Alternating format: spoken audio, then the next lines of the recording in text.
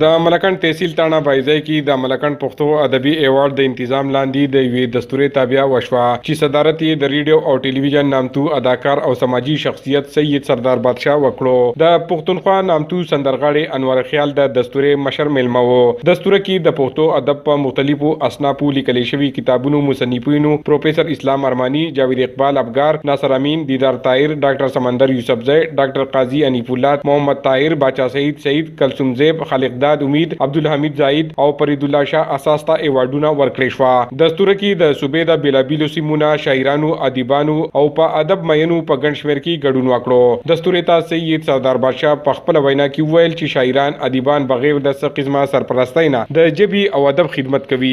دوی زیاته کړه چې په هر دور کې د پښتو ژبې سره تر ډیره حده زیاتې شوې دي، ولی موجوده دور کې ایوټي خیبر د پښتون ولس ترجمانی په خشان کوي.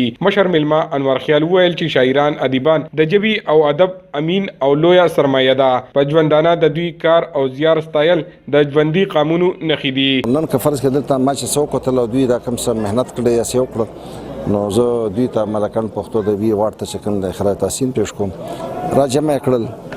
څوک خو به وکنه، څوک به دې په نسبت په وړاندې حقدار به هغې ته ورکړو، د هغې حوصله افزایي وکړله. نو ایوارډ چې کوم دی او بیا دا چې ایوارډ هر ځای کې چې ایوارډ وي هغه حقدار ته پکار دی چې میلاو شي، که هغه د حکومت په سطحه وي که هغه د عوامو په سطحه باندې وي. د قام روڼ مخ چې دنیا ته ښیي چې هغه شاعران دي، هغه ادیبان دي، هغه لیکوالان دي چې موږ د هغې داسې حوصله افزایي وکړو، د هغې ستاینه وکړو، د هغې کار او زیار وستایو او په ژوند باندې د هغې اعتراف وکړو. دا به ډېره ښیي چې بیا موږ د خلکو د مرګ نه وروستو د هغې په قبرونو مشاعرې کوو یا سیمینارونه کوو. دستور ته د ملکن ادبي ایوارډ چیرمن ډاکټر شیزمان سیماب، فضل معبود سایم او یو شمېر قلمکارو ویناګانې وکړې او وی ویل چې د ملکن ادبي ایوارډ مقصد د شاعرانو، ادیبانو حوصله افزایي کول دي او دا هڅه به دوی په مستقبل کې هم دغه شان جاري ساتي. عمران زریاب، خیبر نیوز، تاڼه بایزی، مالکن.